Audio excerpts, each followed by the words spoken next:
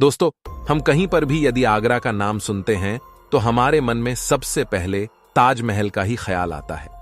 सफेद संगमरमर से बना हुआ यह महल प्रेम की निशानी को दर्शाता है। ताजमहल को शाहजहां ने अपनी बेगम मुमताज की याद में बनवाया था।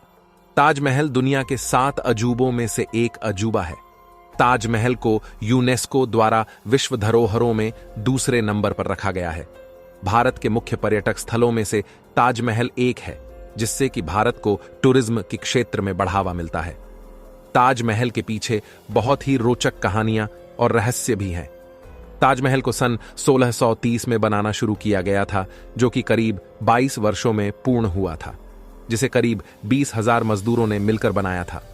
शाहजहां ने अपनी मोहब्बत मुमताज की याद में इसे बनवाया था, जिसे खूबसूरती के नायब हीरे के नाम से जाना जाता है। ताजमहल के निचले हिस्से में मुमताज महल और शाहजहां की कब्र आमने सामने बनी हुई है। यमुना नदी के किनारे पे बना हुआ ये ताजमहल भारत ही नहीं बल्कि पूरे विश्व में अपनी पहचान बना चुका है। दोस्तों, ताजमहल को आज से सैकड़ों साल पहले बनाया गया था, लेकिन कभी आपने सोचा है कि उस वक्त सीमेंट भी नहीं होता था, तो फिर इन पत्थरों को कैसे चिपकाया होगा? कई साल बीत जाने के बाद भी आज तक ताजमहल वैसा ही है जैसा कई सालों पहले था। ऐसे में आज जानने की कोशिश करते हैं कि आखिर सैकड़ों साल पहले ताजमहल को कैसे बनाया गया था, जिस वजह से आज भी खूबसूरत की मिसाल देते हुए लोगों को यह अपनी ओर आकर्षित कर रहा है। आजकल तो मार्बल चिपकाने के लिए कई तरीके मौजूद हैं, जिनके जरिए संगमरमर के पत्थरों को चिपका दिया जाता है। हालांकि उस वक्त पत्थरों को चिपकाने के लिए या आधारशिला बनाने के लिए खास तरह का मटेरियल तैयार किया गया था।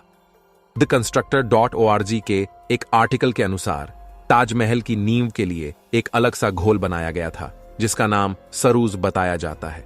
यह चिकनी मिट्टी आदि से बनाया जाता है। इसके अलावा इसमें गुड़, दालें, चीनी, राल, गोंद आदि भी इसमें मिलाया गया था।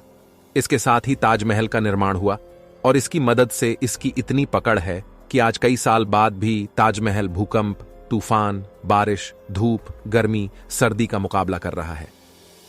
दोस्तों, क्या आपको पता है कि नदी तट के भाग में संगमरमर की नींव के ठीक नीचे लाल पत्थरों वाले 20 कमरे हैं, जिनके दरवाजों को चुनवा दिया गया है? इन कमरों को भारत के पुरातत्व विभाग द्वारा तालों में बंद रखा जाता है। सामान्य दर्शनार्थियों को इनके विषय में अंधेरे में रखा जाता रहा है। इन 22 कमरों की दीवारों तथा भीतरी छतों पर अभी भी प्राचीन हिंदू चित्रकारी अंकित है। इन कमरों से लगा हुआ लगभग 33 फुट लंबा गलियारा है।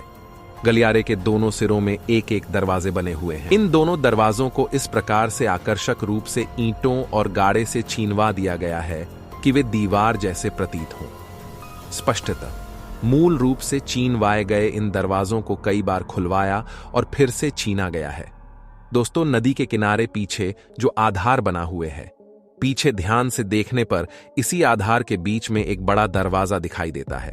दरअसल यह प्रवेश द्वारों में से एक है जो ताजमहल के भूमिगत क्षेत्र में जाता है। उस वक्त अधिकारों के द्वारा यह स्पष्टीकरण दिया गया कि वहां राजा और रानी के मम्मीकृत शव हैं।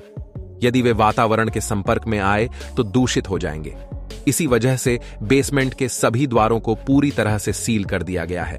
हालांकि यह अजीब स्पष्टीकरण है, क्योंकि ताजमहल के चारों ओर फर्श वेंटिलेशन शाफ्ट या कहें कि झरोखों से भरा है, जहां से हवा सीधे भूमिगत जाती है।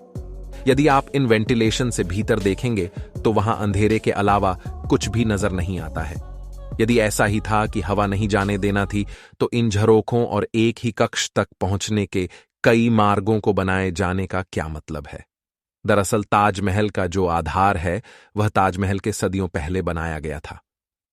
तो दोस्तों, कैसे लगी आपको यह हमारी जानकारी? यदि आपको यह जानकारी अच्छी लगी है तो वीडियो को एक लाइक और चैनल को सब्सक्राइब जरूर कीजिएगा।